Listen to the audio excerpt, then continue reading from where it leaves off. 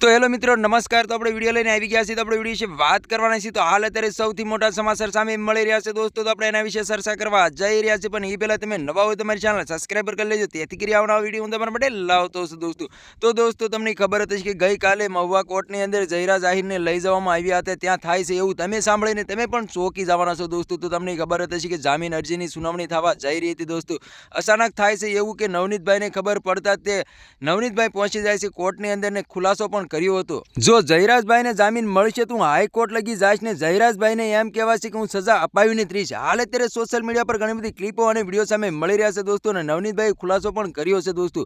તો તમારા આના વિશે શું કહેવું છે કમેન્ટ કરીને જરૂર બતાવી દોસ્તો। તો તમને ખબર હતી કે પહેલેથી ઠેઠ છેલ્લા લગી જયરાજભાઈ માથે પણ આરોપ લગાવવામાં આવ્યો છે દોસ્તો। તમને ખબર હતી કે જે 8 લોકો હતા એની ધરપકડ કરી લેવામાં આવી હતી, 3 દિવસના રિમાન્ડ પણ મંજૂર કરવામાં આવ્યા હતા, છતાં એ લોકો માન્યા નહોતા અને પછી જેલના હવાલે પણ કરી દેવામાં આવ્યા હતા। ત્યાર પછી જામીન ઉપર છૂટા પણ કરી દેવામાં આવ્યા છે દોસ્તો। અને જે નવનીતભાઈએ ખુલાસો કર્યો હતો કે મેન ગુનેગાર તો જયરાજ છે, તો જયરાજનો ખુલ્લેઆમ વરઘોડો નીકળવો જોઈએ અને મને ન્યાય મળવો જોઈએ દોસ્તો। તો તમને ખબર હતી કે એસઆરટી ટીમ દ્વારા જયરાજભાઈની ધરપકડ કરી લેવામાં આવી છે અને જેલના હવાલે પણ કરી દેવામાં આવ્યા છે દોસ્તો।